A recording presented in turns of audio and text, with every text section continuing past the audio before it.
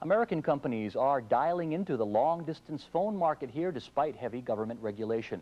Their share of the nearly $3 billion market is relatively small, but it's growing steadily along with the concern of major domestic companies. And as NHK's Saya Oka explains, the U.S. firms are doing it by not actually getting into the market at all. 00 wonderful! KDD. But a buzz from Tokyo can ring up a big bill if you're using KDD or any of Japan's 3 international phone carriers. At least that's what nearly a dozen U.S. callback companies are betting. So they set up affiliates here and are offering prices which are about half the going rate. Cosmo Kaihatsu, which represents the Iowa-based Telegroup, started its service in Tokyo last October. It signed up 700 clients and every week gets about 50 more. We like to get about 7% of market share in the market, which is about 14 billion yen. Probably it will take 3 to 5 years. The magic lies in offering U.S. phone lines to callers in Japan. The only bother is accessing a line. First you dial a number in the U.S., ring twice, and hang up. Then in less than 10 seconds, a computer calls you back, switching you onto a U.S. circuit. And all you have to do is dial to anywhere in the world. Hello? Hello? But with this added effort, you get deep discount rates, which the U.S. callback companies get from U.S. carriers because they are large lot users. While you'll pay $6.50 retail for a 3-minute call from Tokyo to New York during peak hours, you could pay as little as $1.50 for the same call from New York to Tokyo with large user discounts.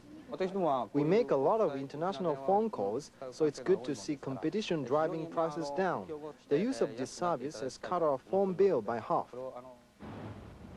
Last month, Japan's biggest international phone company, Kokusai Denshin Denwa, and 2 other Japanese international phone carriers asked the Ministry of Posts and Telecommunications to investigate the discount phone companies. They claim the callback system uses their services for free and want it banned. In the United States, there's a lot of excessive competition. If this continues, it may become difficult to offer stable services. But 3 U.S. callback companies threatened to file a complaint with the U.S. Embassy in Tokyo and the U.S. Trade Representative's office if their services are blocked.